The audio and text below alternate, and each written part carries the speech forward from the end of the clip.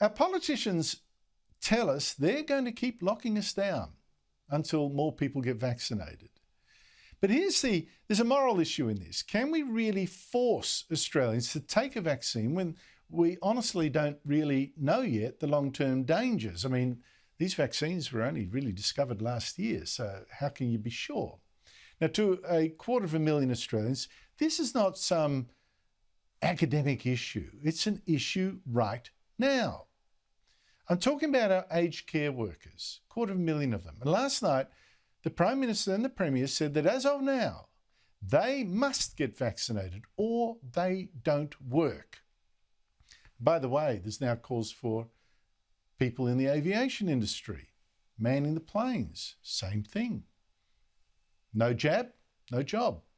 Now, the main union for aged care workers is the Health Services Union. Its national president is Gerard Hayes. Gerard, thank you so much for joining me. The last data I saw shows that 2/3 of staff in aged care homes, 2/3, where most of the virus victims died, they've not had even one vaccine jab. Do you know why? I think that's a failure of government at this point in time. We all know that aged care workers were classified as 1A and 1B, and they have been overlooked, even though residents in aged care facilities were being vaccinated. So it doesn't make a lot of sense in terms of how that rollout and the logistics of the rollout was conducted. But I also heard a Nurses Federation official in Western Australia say that 1/3 of their members, at least, were worried about taking the vaccine. They had concerns about the vaccine. Would that apply to staff in aged care homes as well? Very much so. Since the news has come forward in relation to people having blood clots, that's destabilised not only people in aged care, but destabilised the community. So I think being able to address those concerns is something that's really important that hasn't been done. And if we put things into perspective, and what we're speaking to our members about is that these vaccines are generally as safe, if not safer, than drugs we take every day, like antibiotics and codeine and things like that. So we need to put this in perspective so people can feel some level of comfort, but at the moment they're certainly concerned and scared. Well, add the contraceptive pill to that as well. But tell me, I agree with you on that point about the safety issue, et cetera, et cetera. On the other hand, I do have doubts about forcing, as the government now wants to do, and state governments do, forcing people to take a vaccine, put something in their body that they object to. What's your position on that?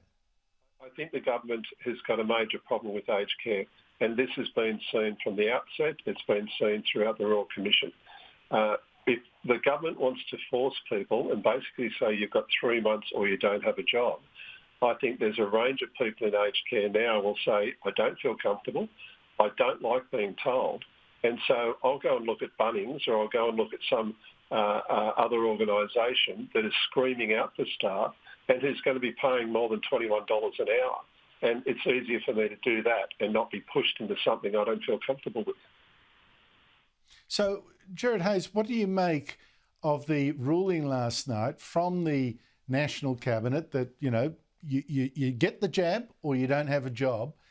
How's that all going to work out? How's that going to affect aged care homes? Is there a risk that some will run out of staff?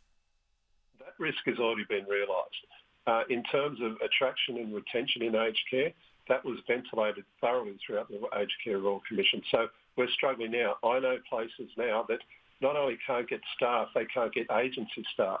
So this is a crisis point now. What the government's done, and it's been short-sighted in this, is now put an impost and a reason why a lot of people were hanging on by their fingernails are going to say, we're out. And now what are we going to do? So I think, unfortunately, we're going to see a workforce crisis in aged care going forward. The other important thing in this as well is when the government says there's $11 million, well, when you divide that by 2,650 aged care facilities, it works out about $4,000 a piece. That's not really going to do a lot to get people vaccinated anyway. Gerard Hayes, I think, as I suggested last night, that this solution might actually cause more problems than good. But thank you very much for putting it all out for us. Thanks very much for your time, Andrew.